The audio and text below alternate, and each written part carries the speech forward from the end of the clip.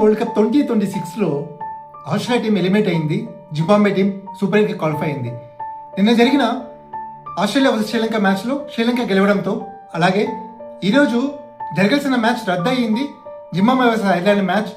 దీంతో ఐర్లాండ్ అలాగే జింబాబ్వేకి ఈచ్ ఒక పాయింట్ రావడము, పాయింట్స్ టేబుల్లో జింబాబ్వేకి 5 పాయింట్స్ ఉండడము, సెకండ్ ప్లేస్లో ఉండడంలో దీంతో క్వాలిఫై అయింది సూపర్ 8కి. అలాగే పాయింట్స్ టేబుల్లో 3 మ్యాచెస్ ఆడింది, 2 పాయింట్స్ మాత్రమే ఉంది ఆస్ట్రేలియా.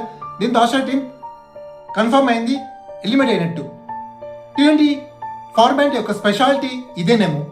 ఒకప్పుడు ఛాంపియన్ టీం ఈరోజు ఎలిమినేట్ అయింది, ఒకప్పుడు ఎలిమినేట్ అయిన టీం ఈరోజు సూపర్ 8 క్వాలిఫై అయింది. ఆస్ట్రేలియా టీం ఇది సెకండ్ టైం T20 వరల్డ్ కప్లో ఇలా గ్రూప్ స్టేజ్లో ఎలిమినేట్ అవ్వడం. 2009లో ఫస్ట్ టైం ఇలాగే ఎలిమినేట్ అయింది, ఇప్పుడు సెకండ్ టైం. ఆస్ట్రేలియా టీం ఈ T20 వరల్డ్ కప్లో గ్రూప్ స్టేజ్ ఎలిమినేట్ అవ్వడానికి రీజన్స్ ఏంటో మీరు గెస్ట్ చేస్తే కమెంట్స్లో మెన్షన్ చేయండి. అలాగే ఈ వీడియో నచ్చితే లైక్ చేయండి. మరిన్ని క్రికెట్ అప్డేట్స్ కోసం ఫాలో అవ్వండి, సబ్స్క్రైబ్ చేసుకోండి. Thank you.